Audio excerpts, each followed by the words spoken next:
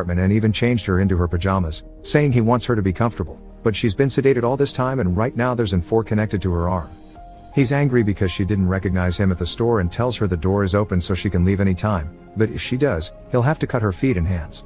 When she suddenly starts coughing pretty badly, Dong-hoon comes closer to pet her head, so Kyung-min takes the chance and bites his ear before stabbing his hand with one of the needles from the nightstand. Still under the effect of the sedative, she drags her body out of the room until her legs are awake again to start running down the stairs, only to find all doors are locked, and the one room that isn't has its windows blocked.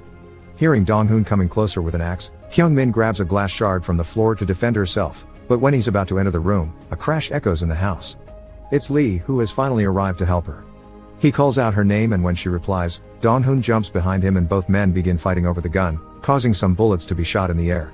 Suddenly, Kyung-min doesn't hear any more noises, so she comes out of the room, grabs the axe she finds on the floor and goes looking for the men, only to find Dong-hoon has stabbed Lee. He plans to come for her next, so she pulls the carpet from under his feet to make him trip and grabs the gun to shoot him, but it doesn't have any bullets left. Dong-hoon grabs her by her clothes and hits her head on the floor a few times before retrieving his axe, but when he is about to start getting rid of the arm, she pushes him back by sticking her fingers on his wounds. This isn't enough to completely get him off her, in fact, it only angers him more, so he grabs her and tosses her against a wardrobe, which falls on top of both of them.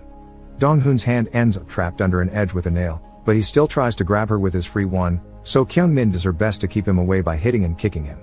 She notices one of the sides of the wardrobe is about to come off so she tries to push it to create an opening, but Dong-hoon manages to free his hand then and puts both around her neck to choke her.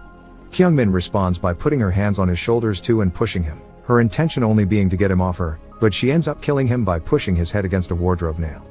Sometime later, Kyung-min is back to her normal life, living in her new apartment where she still hasn't finished unpacking. Before doing anything that day however, she